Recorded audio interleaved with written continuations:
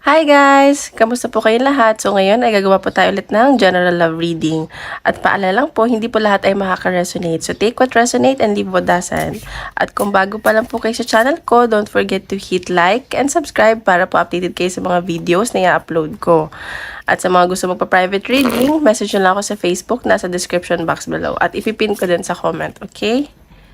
So, tingnan natin. At kung may maririnig po kayong marurunong. May maririnig po kayong mga thunder, umuulan kasi, so pasensya na. Tingnan natin, kaninong energy kayo makuha natin. Collective love reading.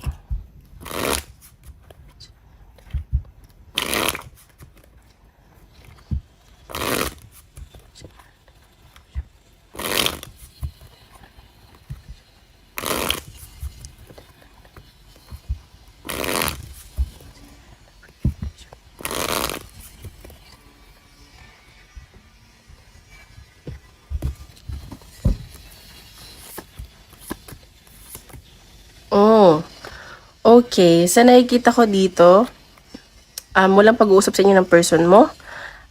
May pagtatalo ko nakikita, and it's about siguro money and temptation. At nakikita ko na parang may mga paghihinala, ganyan. Ayan, parang may mga napagod na din dito, ganyan. So, wala kayong pag-uusap. Pero ikaw, nagpo-focus ka sa career mo, sa finances mo. At nakita ko, ikaw yung nagmamatigas. So, i-reverse nyo na lang energy kung lalaki man kayo, babae.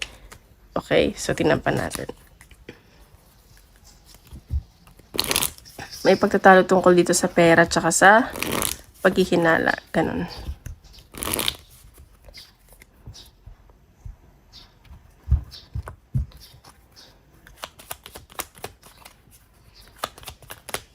Pero ikaw rin naman nai-stress na sa sense ko. Ayan, guidance. So, nakikita ko dito, humihingi ka din ng guidance. Baka nagpapatarot ka or tarot reader ka. At baka naman humihingi ka ng guidance pag nanonood ng YouTube, ganun. At nakikita ko, you're grounding yourself. At nagpapakasimple ka lang. Ayan, may nire-release ka ditong negativities. Ayan. So, parang shapeshifter. So, baka pabaguhin mo yung sarili mo, ganun. Sorry may nasisense din ako dito na parang mataas yung tingin sa sarili niya. Ganyan. So, tingnan natin energy ng person mo.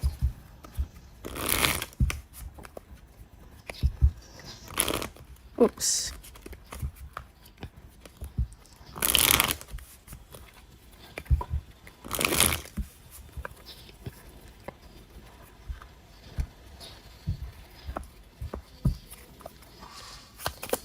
So, pakiisip yung person mo.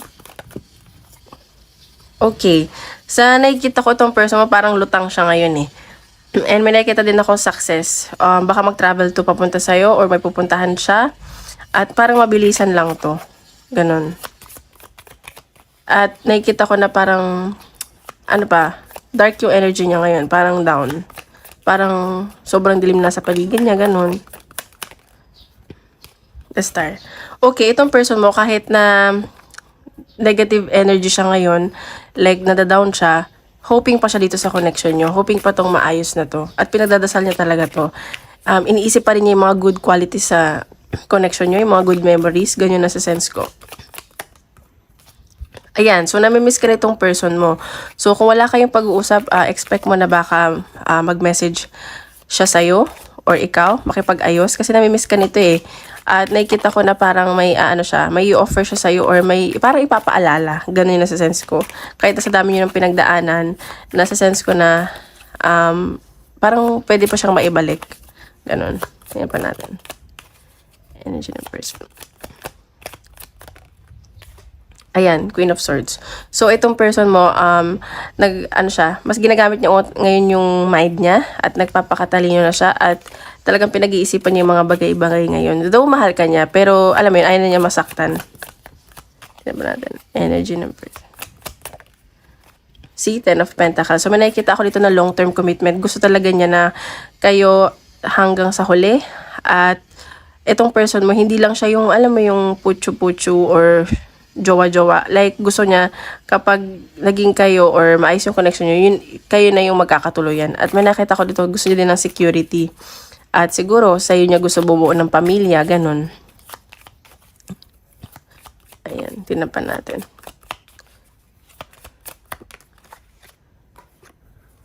Okay, 9 of Cups. So, ayan, no. So, nakikita ko dito na yung person mo. Sa'yo lang siya contented. Sa'yo lang siya masaya. Alam mo yun, like, ikaw yung nagpapabrighten ng day niya. Gano'n niya sa sense ko. Marami siyang iniisip dito. At, para ikaw ba nagpapagaan ng loob niya, gano'n. Ba natin. Ganyan person. Okay, Page of Swords. So, nakikita ko may pag-i-stock tong ginagawang person mo. At, marami siya iniisip. At ina-stock ka nitong taong to. Okay. So, sa ngayon, nakikita ko marami kasi siyang offer. Or marami siyang responsibilities. And there's so much lots on his or her plate. So, marami siyang, kumbaga marami siyang responsibility. Ayan. So, parang nahihirapan siya kasi parang nagiging toxic na daw yung relationship niyo, yun nasa sense ko. Or sa dami niya responsibilities, ang dami niya iniisip, parang nagiging toxic na siya. Ayan, parang gusto mo na niyang mapag-isa, ayaw mo na niya ng kausap. Eh, nakikita ko naman na attracted pa tong taong to sa'yo at passionate pa siya sa'yo. 6 of Wands. So, may nakikita akong pagkikita at may nakikita akong travel. At siguro, yun nga, may mga offer siya. So, parang nadadalawang isip siya. Kasi, may offer sa kanya siguro sa work or basta may mag-offer sa kanya, magdadalawang isip siya kung saan siya pupunta or anong tatanggapin niya. Okay, Judgment. May nakikita ako dito na magiging maayos naman din daw to. Ayan. So, baka may mga offer siya sa work so naguguluhan siya. Stinan pa natin. Energy mo naman.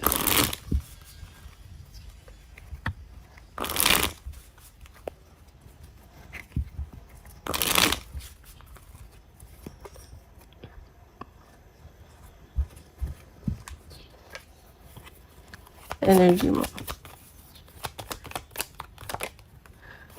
Okay, so ikaw, baka binetray mo tong person mo o binetray ka at maraming parang, ano ba to? Kasinungalingan, ayan. So, nakikita ko dito na passionate ka naman dito sa person mo at attracted ka din. Parehas kayo ng energy. And sa nakikita ko na ayun nga, baka sa sobrang daming tuksong lumalapit sa'yo, na-betray mo yung person mo, naloko mo, ganyan. Ayan, 7 of Pentacles. So, ayan, so nakikita ko na marami ka na kasing in-invest dito sa connection na to. Time, alam mo, effort, love. At sa nakikita ko na parang iniisip mo, ano ba, worth it ba to? Ganyan. Yung nakikita ko. Ba natin? Ayan, see, parehas kayo na energy. Hoping kayo parehas. At nakikita ko na ito talagang person mo nagpapasaya sa'yo. Or sa ngayon, masaya ka na. Ganun. Okay. Dalawa yung lumabas. The Hermit. So, ikaw, see, parehas kayo na energy, oh. Gusto niyo muna mapag-isa. At nakikita ko na kapag nakapag-isip-isip kayo, magbibigayan kayong dalawa. Alam mo yun, kailangan nyo magbigayan. Kailangan nyo maging supportive sa isa't isa. Ganun. Yan pa natin energy. Ayan. So, sa nakikita ko dito, ayan, the Hierophant. So, gusto mo na din talaga na siya yung makatuluyan mo.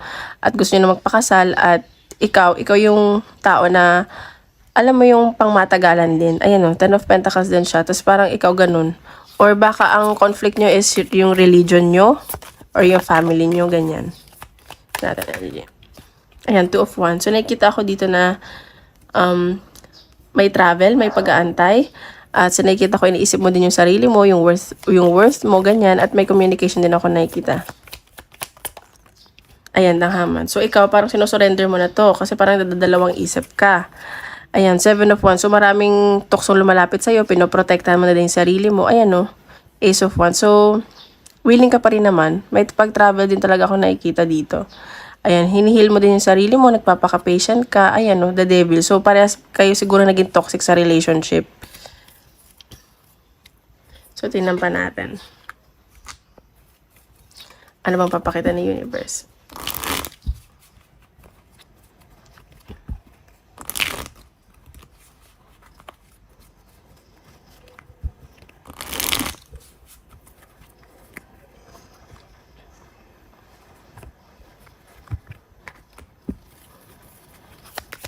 Okay, love. Ayan, competition. So, baka nga, baka may third party dito, yung paghihinala, or nafe-feel mo lang yun. Kasi, nakikita ko, wala naman kasing third party. Parang paghihinala lang yung nakikita ko. Ayun. Ayan, so, or baka nga meron talaga, or may cheating na nangyari, na wala na yung tiwala mo. Tinaban natin. Fated meeting. So, ayan. So kung ano man daw nangyari sa inyo ng person mo, fated siya mangyari, or importante talaga sa inyo itong isa't isa na connection na to, at pinag-meet talaga kayo, or makikita pa lang kayo, at ayun, may hirapan ka na magtiwala kasi nga siguro pinaghihinalaan ka, nag-cheat siya at may other woman. Ayan, no, sobrang nasaktan ka dito, as in gumuho yung mundo mo, at sa nakikita ko na gusto mo na ng peace of mind. Ayan, so baka single parent ka. Ayan, so nag-break na kayo, may mga endings, tapos, ayan, so gusto mo nang maging, ano ba to? Sino-surrender mo na, gusto mo nang maging free. Ganun yung nasa sense ko. So, tingnan pa natin.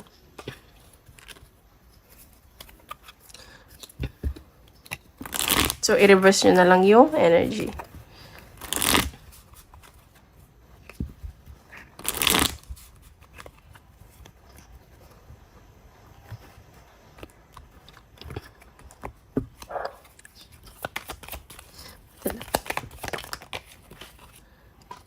Ayan, so commitment. So nakikita ko dito na parang alam mo yung naging kayo, pero hindi siya yung ano sa love. Yung parang napilitan, ganyan. So parang nahihirapan kayo, or nahihirapan yung person mo mag-commit. Pero huwag ka daw mag-alala kasi magiging okay naman daw. Kung magkabalikan man kayo or hindi, magiging okay ka lang.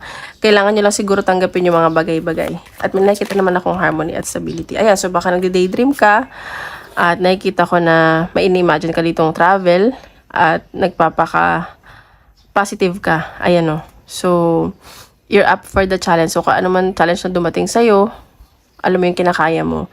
At may nakikita ko ditong may mga titimbangin ka, at mas papaganahin mo yung utak mo, yung logic, ano mo yun. At ayun, may mga blessing na paparating sa'yo, and matatauhan ka, magkakaroon ka ng enlightenment. So ngayon, relax ka lang. Ganyan. So gusto mo ng peace. So yun yung nakikita ko. So tingnan natin, advice ni universe.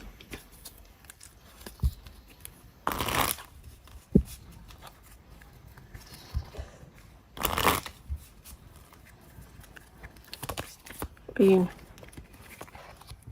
Come home to yourself. So, sinasabi dito na balikan mo yung kung saan ka nang galing, at isipin mo yung sarili mo. And wag mo muna isipin yung connection nyo, or yung mga nangyari sa inyo nakaraan. At sinakita ko dito, isipin mo daw muna yung sarili mo. Ayan, no? Bakit kulang ka ng confidence. So, maging confident ka lang daw sa sarili mo. Okay? So, ngayon, puntay sa career. Guys, don't forget to hit like and subscribe, okay? Kung gusto niyo pa private reading, message nyo lang ako sa Facebook, nasa description box below. So, tingnan natin sa career. Okay, sa career.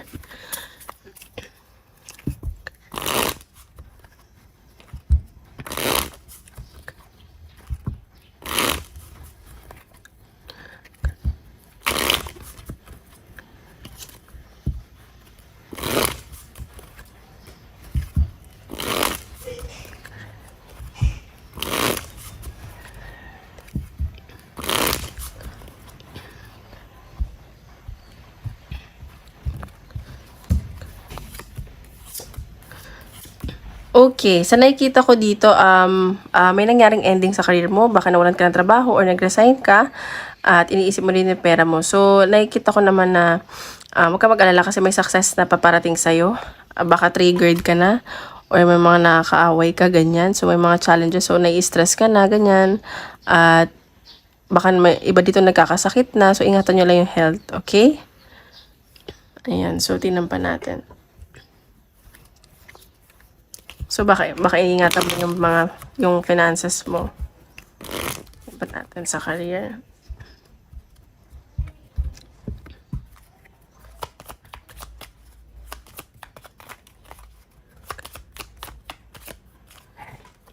Ayan, gaya. So, nakikita ko dito may minamanifest ka. At nakikita ko may mga tinitimbang ka dito kung ano yung mga pros and cons. Siguro kung saan ka mag-a-apply or babalikan mo ba yung dati mong trabaho or hindi na. Basta nagdadasal ka. At nakikita ko dito na kailangan mo daw magpatawad or may hihingi sa'yo ng tawad dyan sa trabaho nyo. Ayan, nagki-cleanse ka din. Nagme-meditate ka, ganun. So, tingnan pa natin.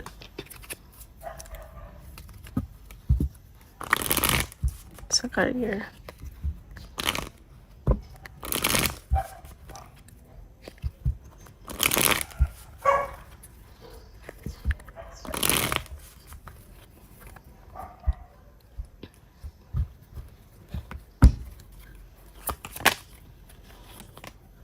Okay, dito sa career, siguro may tinatakbuhan ka na or may goal ka dito.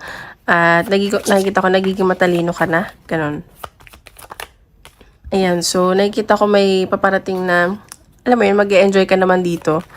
Kung nawalan ka man ng trabaho, may papalit na mas maganda.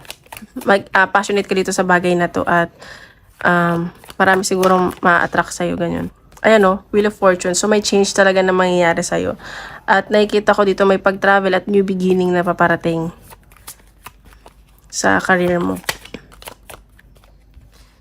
Ayan, so may mga conflict lang, ingat ka lang, baka may mga makatalo ka, ganyan. Ayan, so nakikita ko dito may pinag-aaralan ka, baka bago to or may interview ka, ganun. Ayan o, may new beginning talaga na paparating sa career mo. So kung may ending man na nangyari, may new beginning na paparating, okay? Ayan, so nakikita ko, magiging maayos naman daw to. Pinagdadasal mo naman daw to. Ayan o. So, magiging masaya ka daw dito.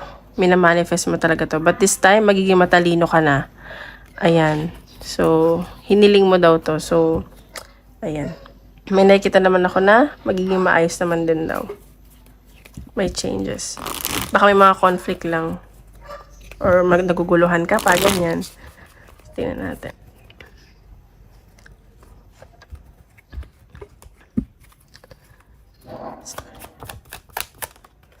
Self-love. So, sinasabi dito, kung may natapos man na sa career mo, or pupunta ka sa bago, isipin mo to yung sarili mo. Unahin mo lagi yung sarili mo. Self-love, ayan. Maging concerned ka din.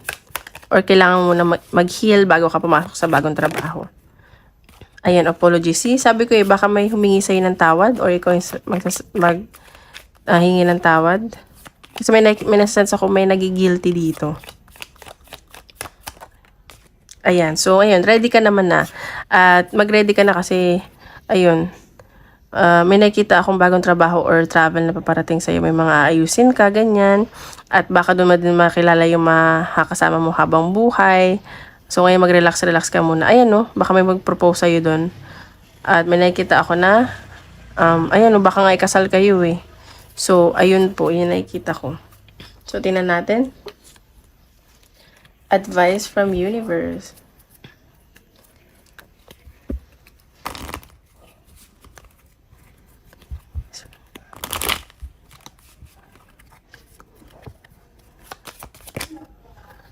Passion and pleasures, savor your life. So, pinapakita dito na enjoy mo daw muna yung buhay mo, yung mga, enjoy every moment. Alam mo yun, kung saan ka magiging masaya, kung saan ka passionate, at magbibigay saya sa'yo.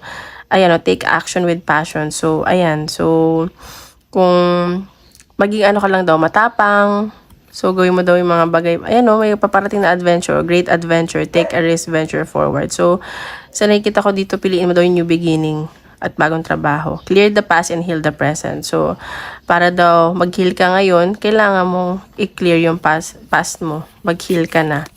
Okay? So, dito tayo. Isip ka ng question. Ito ko na sagot ni universe. Okay?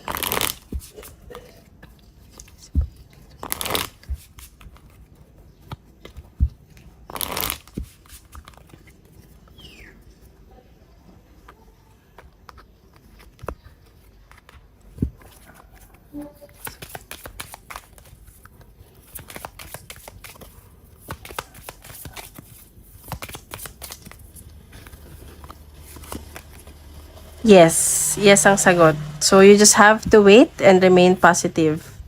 So, ayan. May kailangan ka tong i-let go within the next few weeks. So, ayan. So, ayun lang guys. Maraming salamat po. Tomorrow ulit. Bye-bye!